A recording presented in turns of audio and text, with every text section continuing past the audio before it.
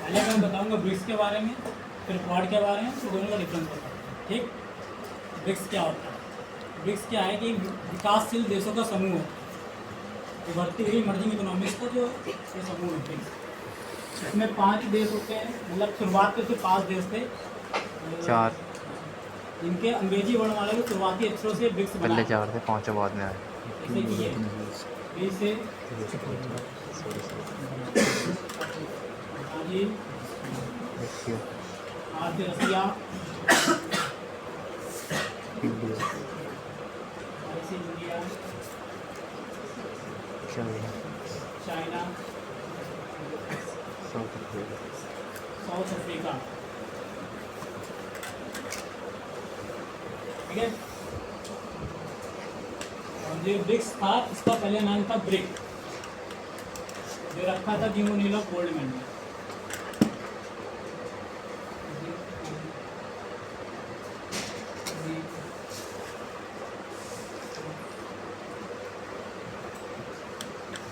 Goldman ये जो थे ये ब्रिटिश इकोनॉमिकल मैन थे, मतलब ब्रिटिश शासन के ये अर्थशास्त्री इनको बोल सकते हैं। ये कॉन्सेप्ट रखा था इन्होंने 2001 में ब्रिक का।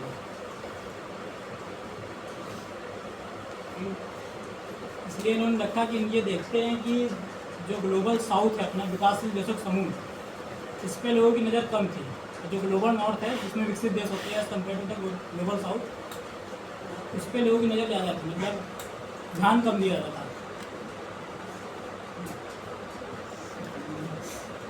जो विकासशील देश होते हैं उनको मतलब विकास के दौर से गुजरना, यानी पूरी तरह से विकसित नहीं हुए जो देश होते हैं उनको बोलते हैं।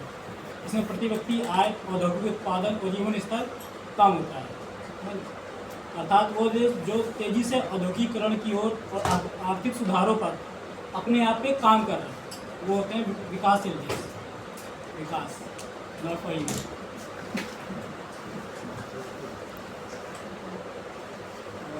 जो ग्लोबल साउथ के देश हैं उसमें आते हैं अपने लैटिन अमेरिका के देश और African, Caribbean countries and most of the Asian countries में ग्लोबल साउथ पे आती है। ग्लोबल नॉर्थ में आएगी जर्मनी हो गया, फ्रांस हो गया, ब्रिटेन हो गया, अमेरिका हो गया, ये आते हैं मतलब विकसित देश। जो ब्रिक है इसको 2009 में 4 देशों ने मान्यता दे दी थी, 2009 में। ठीक है, और 2010 में इसमें एक और देश जुड़ता है, ये साउथ अफ्रीका जो है 2010 में ऐड ऑन हुआ। 2024 में इसमें 4 देश और जुड़ते हैं, Egypt, Ethiopia, Iran and UAE, United Arab emirates.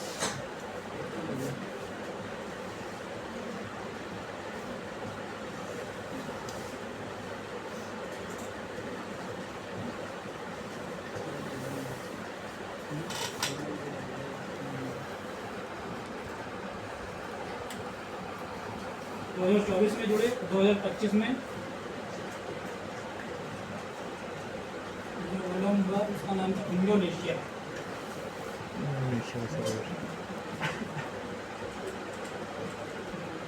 Indonesia जो हुआ 2025 में। जो ब्रिक्स है इसका उद्देश्य क्या है? आर्थिक, राजनीतिक और सामाजिक सहयोग को बढ़ावा देना, मतलब जो अपनी ये कंट्रीज है इनको आपस में लेकर चलना, विकास को बढ़ावा देना, अंतर्राष्ट्रीय शासन में ग्लोबल साउथ दक्षिण जो देश है, दक्षिण पैसिफिक देशों को प्रभाव को बढ़ावा देना, और वैश्विक संस्थाओं में अपने ब्रिक्स की कंट्रीज को उभारना। वैश्विक संस्थाएं जैसे IMF, वर्ल्ड बैंक। ब्रिक्स ने अपना खुद का एक बैंक भी बना रखा है, NDB, न्यू डेवलपमेंट बैंक। इससे आपस में देश ले लेते हैं लोन वगैरह। इन देशों ने मिलकर अपनी एक करेंसी भी लॉन्च करी है, R5, अभी जो कि 2030 तक का होगी लॉन्च।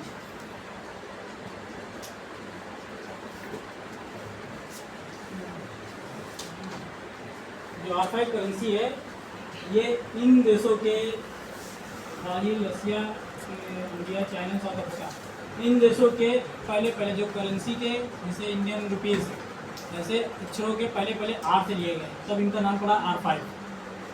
मैं लिखता हूँ जैसे Indian monthly currency India currency है वो है रुपीज़।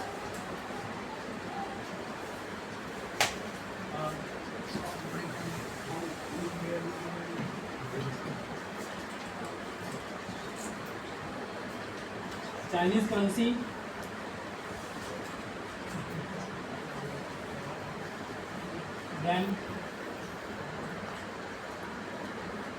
renminbi। साउथ अफ्रीका की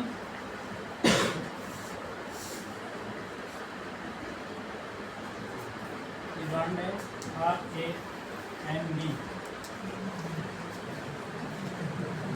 रशियन की करेंसी है जो वो रूबल।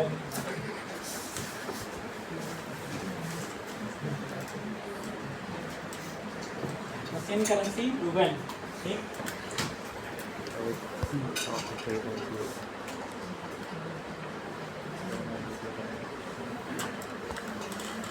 ब्राज़ील की है रियाल।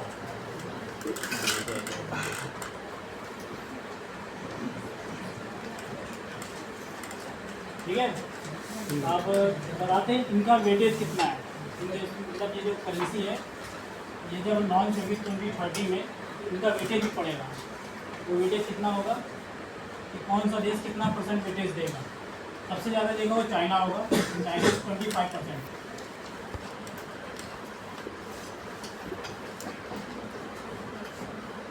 सॉरी, चाइनीज़ की नहीं है, 25% इंडियन रुपीज़ है।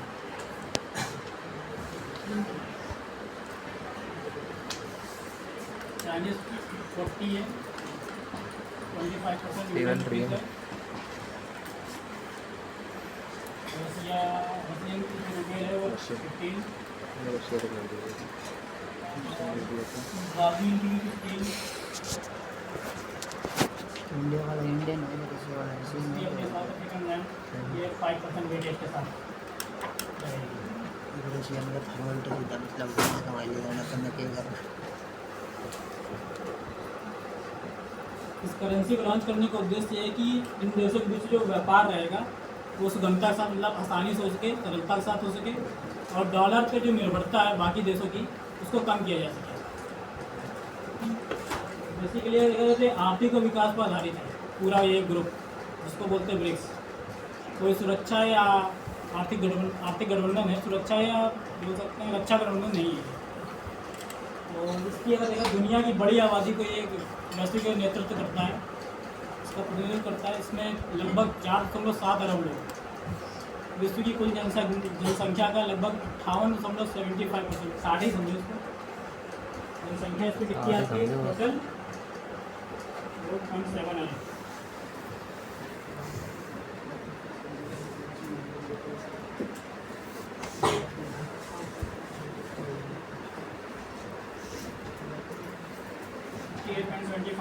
लोग इस पे आ जाते हैं।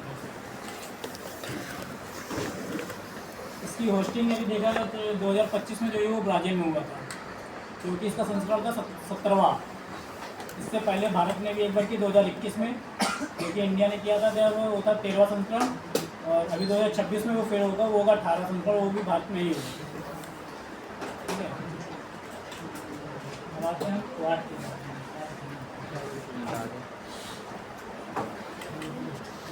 क्वाड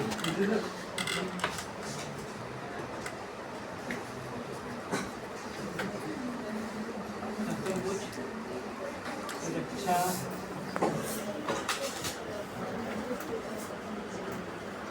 संवाद, कॉर्डिनेटर सिक्योरिटी डायलॉग्स।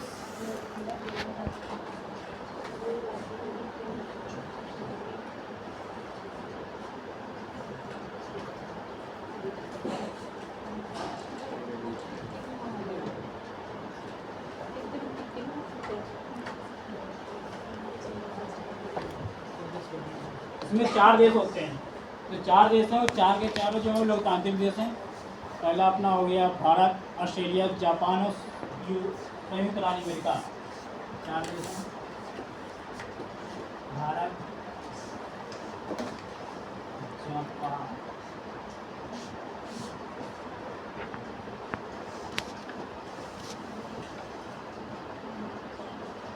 ऑस्ट्रेलिया,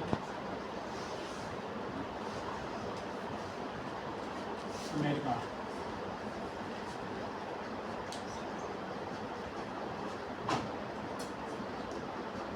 इसी क्वाड की शुरुआत 2007 में जो जापान के प्रधानमंत्री थे, उनकी अभी डेथ हुई, शुरुआत भी कुछ दिनों पहले उन्होंने की थी। सिक्योरिटी डॉलर्स के एक वहाँ पे लगा हुआ था, बोलते तो संघ बोल सकते उसको, वहाँ पे था। वहाँ पे उनका नाम था Shinzo Abe.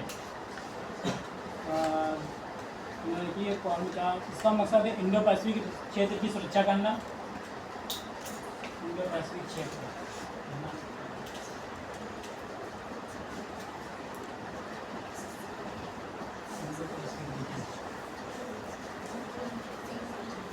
Indo Pacific region बोले तो ये होता है, इंडिया है, जापान,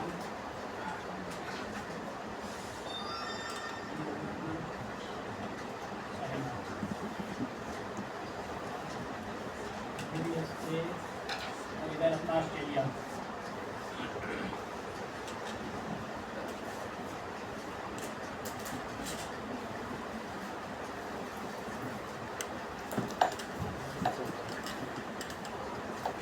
ये होता है यहाँ पे एक पूरा हिंद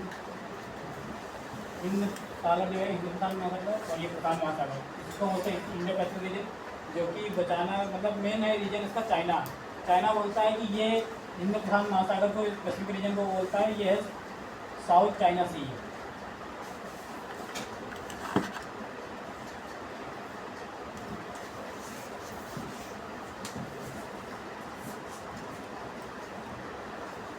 और को चीन के बढ़ते प्रभाव को संतुलित करने का मंशा ये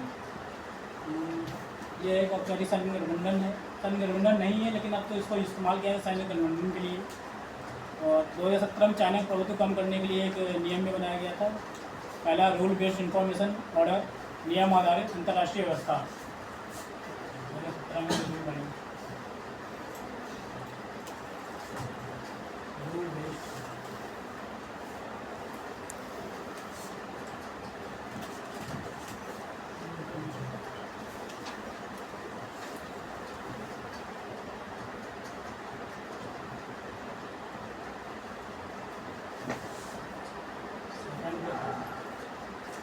वो फ्रीडम ऑफ नेविगेशन, नौवहन की स्वतंत्रता, जहाज़ों का आवागमन, अंतर्राष्ट्रीय कानून का ध्यान रखना। मतलब कि जो इस रीजन पे जो जहाज़ घूमते हैं नौवहन वाले, वहाँ पे चाइनीज़ जो नेवी है वो अपना प्रभुत्व ज़्यादा दिखाती है, इसलिए वहाँ पे नौवहन की स्वतंत्रता, freedom of navigation.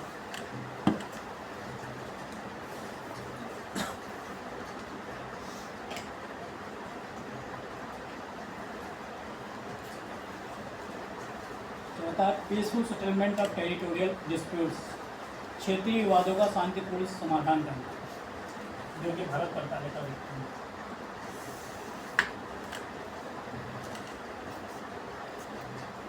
Peaceful settlement,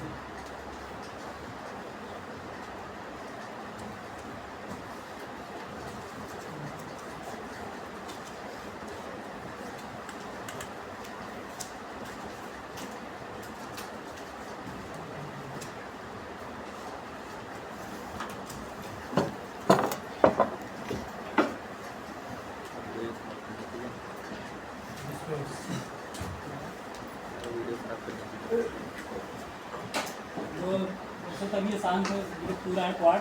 2017 में भारत के नेतृत्व में क्वाड को सक्रिय किया गया था। जब 2017 में भारत और चाइना का विवाद हुआ था डोकलाम पठार का प्रभाव, तब जो कि सिक्किम के नाथुला दर्रा के पास डोकलाम पठार है, जहाँ पे भारत, चीन और भूटान है। तीसरा देश जो भूटान था पाए जंक्शन में उपस्थित है। ये टकराव करीबन एक हफ्ता तक चला था, एक सप्ताह तक। और इसके बाद ही भारत ने इसको सक्रिय किया ग्रुप को। 2021 में क्वाड के नेताओं को वर्चुअल एक बैठक हुई, जो कि हुई थी जापान के टोक्यो में, जो कि इसका पहला इन पर्सन समिट था 2022 में हुआ जापान के टोक्यो में। ये चारों देश मिलकर एक अपनी एक्सरसाइज भी करते हैं, जिसको बोलते हैं मालाबार एक्सरसाइज। वो होता है इंडो पैसिफिक रीजन पे होती है वो। कुल मिला के उसका काम यही है कि चाइना का प्रभुत्व कम करना। जो एक्सरसाइज है उसका नाम है मालाबार।